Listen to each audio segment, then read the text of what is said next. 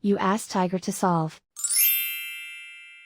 This deals with linear equations with one unknown. The final result is x equals -1.6471. Let's solve it step by step.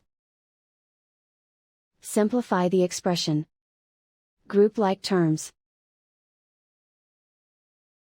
Multiply the coefficients. Group all x terms on the left side of the equation.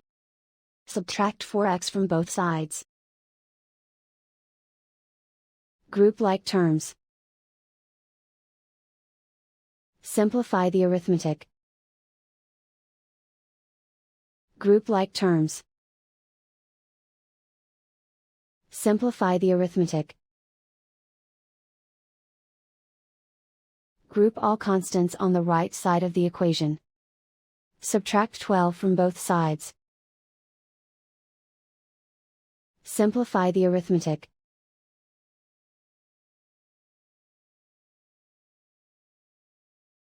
Isolate the x. Divide both sides by 8.5. Simplify the arithmetic.